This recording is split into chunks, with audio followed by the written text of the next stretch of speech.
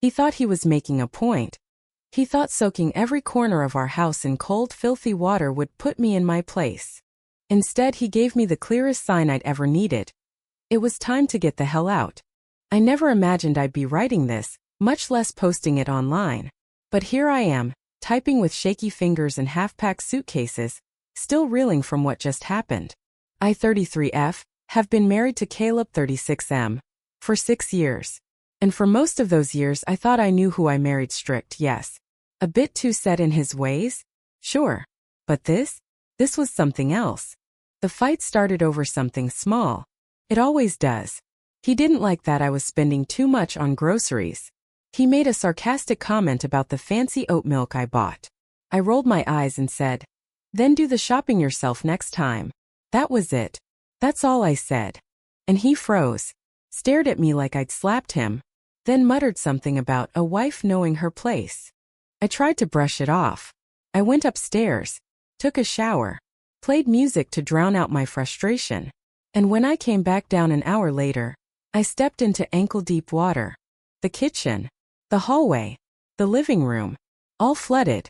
First I panicked. I thought a pipe burst. I screamed for him. And that's when I saw him sitting calmly at the dining table, scrolling his phone like nothing was wrong. His shoes were off, his feet up on a chair, completely dry. He looked me dead in the eye and said, "Maybe next time you'll think twice before mouthing off."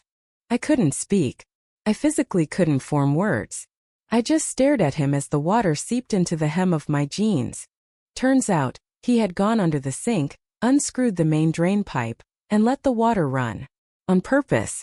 Just to prove a point. That night I didn't cry. Not in front of him. I dried what I could, texted my boss saying I'd be working remotely for a few days, and slept in the guest room. Not because I was scared, not yet, but because something had cracked. Here's where the twist starts. The next morning while he was at work, he has a corporate job, loves his power ties and passive-aggressive emails. I called a plumber. The guy came, assessed the damage, looked at me like I was crazy when I told him what happened, then gave me a repair estimate. $5,082.67. I told him, "Fix it. I'll pay." But put the invoice under his name. He raised an eyebrow. I smiled. He nodded. Then I did one more thing. I went to my file drawer, pulled out the envelope I had quietly started assembling 3 months ago just in case. Inside, copies of text messages, notes from therapy sessions, even a photo I'd secretly taken of Caleb's handprint on my arm after a past argument got physical. I put everything into a manila folder, added the invoice on top, and laid the folder on the now dry dining table. Right next to it I left a printed copy of the divorce papers. Signed. Then I walked out. There's something about walking away with dignity that hits harder than screaming ever could. My phone has been blowing up for hours now. First it was just missed calls. Then came the texts. "Where are you? What the hell is this? We can talk." Then inevitably the rage. "You're seriously doing this over water?" "No, Caleb. I'm doing this because you think your wife is someone you can break like furniture. Because you think being a man means being a bully with a wrench. I'm staying with my sister for now." She cried when I showed up with a duffel bag in that folder. But she also poured me a glass of wine and told me I wasn't crazy. "You stayed longer than you should have," she said. "But you left at exactly the right time." I still don't know what Caleb will do. Whether he'll fight the divorce or try to manipulate his way back in. But one thing is crystal clear. The flood didn't destroy my life. It cleared the mold that had been rotting under the surface for years. And I'm finally breathing. My sister, Lana, has always been the calm one in the family. She's 4 years older than me, and ever since we were little, she's had this way of making chaos feel manageable. So when I pulled into her driveway that morning, bleary-eyed and numb, and she opened the door in her bathrobe with her toddler hanging off her hip, I collapsed in her arms. She didn't say anything at first, just held me tight like she knew, like she'd been waiting for this. Later that afternoon, once her husband took the kids to the park, we sat at her kitchen table with tea, and I told her everything. I mean everything. From the time Caleb accidentally locked me out in a snowstorm because I was 10 minutes late to dinner, to the way he criticized my body under the guise of helpful feedback. She didn't interrupt. She just listened, her face unreadable. When I finally finished, she said, "He's going to try and turn this on you. Make you feel crazy. Be ready." I thought I was. That night he sent me an email. Not a text. An email like we were colleagues discussing a project. It read, "Subject: misunderstanding. I'd like to resolve this as adults. I think emotions got the better of you. We both made mistakes. The house is fine. Cleaned it. Please come home so we can talk things through. No lawyers." The entitlement was laughable. The audacity of boiling everything down to emotions was classic Caleb. What he meant was, "I didn't think you'd actually leave. I thought you'd scream, maybe cry, and then clean it all up like always." He had no idea who he married. Or maybe he did and just assumed she'd never wake up. The next twist came 2 days later. I was at Lana's trying to focus on work when I got a call from an unknown number. It was a woman. Her voice was quiet, nervous. "Is this Emily?" "Yes," I said slowly. "My name's Tasha. I don't know how to say this. I work with Caleb." I froze. My stomach flipped. "I found your name on a legal envelope in the trash. It wasn't sealed yet. I probably shouldn't have looked, but I did. And I need to tell you something." She paused. My mouth was dry. She continued, "He's been saying stuff around the office, bragging almost, about how he can make his wife snap like a twig if he wants to, how he's a master of compliance. And after I saw the envelope, I realized I think he's been preparing something." "Preparing what?" I asked. "I'm not sure. He keeps mentioning covering his tracks and getting ahead of her narrative. I think he's going to try and make you look unstable." It felt like I was drowning again, this time in dread. Tasha gave me her number. Said she'd text me if anything else happened. I thanked her, hung up, and sat in silence for a long time. Lana walked in with laundry and immediately saw my face. "What happened?" I told her. She sat down hard across from me. "Then we fight smart. We started gathering everything. I already had a folder, but now we were building a case. I filed for a protection order not because I feared he'd hit me, but because I feared his manipulation. I changed all my passwords, froze our joint accounts, and opened a new one in my name. The hardest part wasn't logistics. It was grief. Every night, I'd lie in the guest bed staring at the ceiling, wondering if I could have done something differently. If I'd been softer, quieter, more obedient, would he have loved me better? Treated me with care? But the truth always snapped me back. Love doesn't come with bruises, flooded kitchens, and broken pride. The next time I heard from Caleb, it was through his lawyer.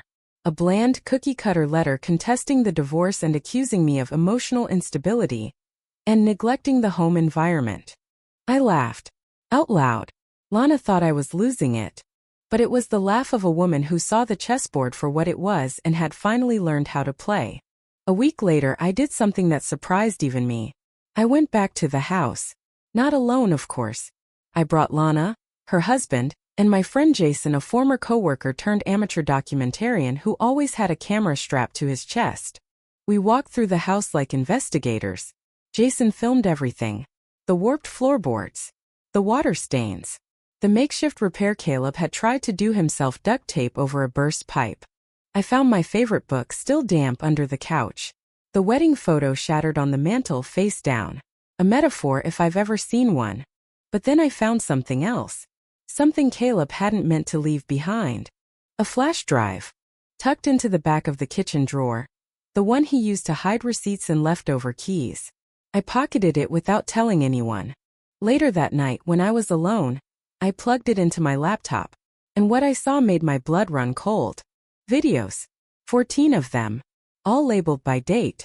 All silent, grainy footage of me. Cooking, cleaning, crying in the bathroom. He'd been secretly filming me for months. I didn't cry. I didn't scream. I backed up every single file, then took screenshots.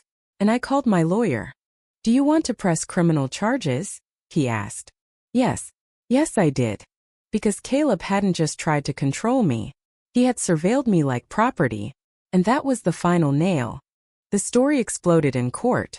His team tried to spin it, of course. Said the footage was security-related. Claimed I was paranoid and emotional. But then Tasha took the stand. I didn't expect her to show up. I had subpoenaed her just in case, but I never imagined she'd actually walk into that courtroom, heels clicking, face steady. She testified to everything. His comments. His pride. His words. She even handed over a printed Slack transcript where Caleb said, and I quote, "I flooded the kitchen to make her cry." It worked. The courtroom was dead silent. Caleb turned red. Then gray. My lawyer turned to the judge and said, "Your Honor, this is not a man trying to save a marriage. This is a man trying to erase a woman." The ruling came 2 weeks later. Divorce granted. Full protection order granted. Caleb was ordered to pay not just the plumber's bill but damages for emotional distress, totaling nearly $47,000. He appealed, of course, but he lost. Again. After it was over, I stood outside the courthouse, the sun warm on my face, and let myself breathe. Tasha walked up beside me. "You're brave," she said. "No," I replied. "I'm just finally done being afraid." And for the first time in years I meant it. I thought winning in court would bring closure. That once the judge's gavel hit the bench and Caleb's face crumbled under the weight of consequence, I'd finally feel peace. But healing isn't a finish line. It's a slow, messy excavation of yourself, and sometimes the things you find buried underneath aren't what you expect. I moved into a small apartment a few towns over. Nothing fancy, just a quiet second-floor walk-up with a balcony that overlooked a bakery. Every morning I wake up to the scent of fresh bread. And for the first time in years, no one was watching me. That silence? It didn't feel empty. It felt like permission. I started going back to therapy twice a week. At first, it was just to process the trauma, the water, the humiliation, the surveillance. But soon it became something deeper. I began to unravel not just what Caleb had done to me, but why I'd let it happen for so long. The truth was hard to admit. I had confused control for structure. I had mistaken fear for discipline. I thought love had to hurt a little to mean something. And I wasn't the only one who saw it. About 3 weeks into my new life, I got a message from someone I hadn't heard from in nearly a decade. My mother. We'd been estranged since I was 23. She was a strict, sharp-tongued woman who ran our childhood home like a military base. I left as soon as I could. But after years of silence, she sent me a short email. "Emily, I saw your name in the news. I'm not writing to say I told you so. I'm writing because I'm sorry. If you ever want to talk, I'm here. Mom."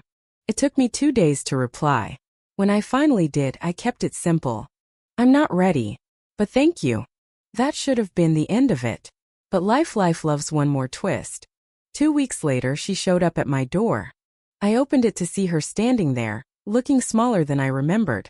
Gray hair tied back, holding a Tupperware of lasagna like this was a sitcom reunion. "Don't slam the door," she said before I could even speak. I didn't. She came in, sat on my couch like it was her own. I stood by the window, arms crossed, unsure of how to breathe in her presence. We sat in silence for a few minutes, and then she said something I'll never forget. "You married him because you thought that's what love looked like. Because I taught you that. And I hate myself for it." I didn't cry. Not then. But something inside me shifted. She stayed for tea. She didn't try to justify the past. She didn't offer excuses. She just sat and for the first time listened. It was the smallest, strangest moment of healing, and yet it meant everything. The next few months passed in a blur of slow recovery. I started journaling again. Reading. Running in the mornings. I even joined a women's support group, mostly out of curiosity, but it became a lifeline. And that's where I met Naomi. Naomi, 29F, had just left a partner who reminded me so much of Caleb it made my skin crawl. Same tactics. Same charm. Same slow erosion of confidence disguised as logic. But Naomi? She was angry. Furious. And not just at him, at herself, at the world, at how no one ever warns women that abuse doesn't always look like fists. We clicked instantly. One night, over cheap wine on my balcony, she asked, "If you could say anything to him now and know he'd really hear you, what would you say?" I didn't even have to think. I'd say, "You didn't break me. You revealed me. You thought you were drowning me, but you only made the water clearer." She raised her glass. "To rising from the flood." We clinked glasses. And I felt strong. But strength doesn't mean you stop being tested. Because then came the article. I woke up one morning to a flood of texts. Friends, coworkers, even my old college roommate. All sending the same link. Caleb had written a blog post. Not by name, of course. But it was obvious. Titled The Misuse of Victimhood in Modern Marriage. It was a self-righteous rant dressed up as a think piece claiming that some women weaponize therapy and engineer false narratives to destroy men. It was published on some fringe men's rights blog, but it went viral. The comments were brutal. The dog whistles were deafening. I was furious. But more than that, I was triggered. For 3 days I couldn't sleep. I felt like I was back under his thumb, back in that flooded house, back wondering if I was crazy. But then Naomi said something that pulled me out. You don't fight monsters by becoming smaller. You fight them by standing taller. So I wrote a piece of my own. I posted it on Medium titled When the Flood Sets You Free. It wasn't about Caleb. Not directly. It was about the silent abuse women endure. The insidious control that leaves no bruises but leaves scars. It was about the difference between being angry and being awake. It hit 100K reads in 2 days. I was invited to speak on a podcast. A publisher reached out. But the real moment, the one that mattered, came from a DM. From Tasha. She wrote, "You told my story too. Thank you." I realized then. This wasn't just about me. It never was. It was about every woman who's ever cleaned up a mess she didn't make. Who's ever apologized for bleeding when she was the one cut. I didn't just survive Caleb. I transformed through him. And so when he emailed again trying to reconnect, because he'd read my piece and felt misunderstood, I didn't even open it. I deleted it with a smile. Because he doesn't get to write this chapter. I do. 6 months passed. I thought the chapter was closed. I had spoken my truth, built a new life, and finally slept through the night without dreaming of pipes bursting or cameras blinking red. I was for once not defined by what had been done to me, but by what I had done after. Until he showed up. It was a Thursday. Late fall. The air was crisp, the leaves brittle and curling on the sidewalks. I was at the community center, waiting to speak at a panel for domestic recovery survivors. I'd been volunteering there for 2 months, sharing my story, helping others share theirs. The room was already half full when I saw him. Caleb. He stood in the back, clean-shaven, in a blue button-up, pretending to blend in. My throat closed. I hadn't seen him in person since the final day in court. And even then, I'd refused to look directly at him. Now here he was in my space like a ghost refusing to stay dead. I froze. The woman next to me, Alondra, noticed immediately. "You okay?" "No," I whispered. "He's here." Alondra didn't ask who he was. She knew. She'd been through it too. We called security. They asked him to leave. He refused. "I'm here peacefully," he said, loud enough for half the room to hear. "She's telling a one-sided story. I have a right to be here." The audacity. Again. The need to control, to inject himself into my narrative, not to hurt me physically, no. That was never his method. His method was presence. Invasion. Doubt. That's when something in me snapped. I walked right up to him. The whole room was watching. I stopped about 3 feet away, heart pounding. But my voice?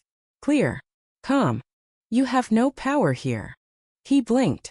"Emily, No," I cut him off. "You came here to provoke me. To remind me that I was once afraid of you.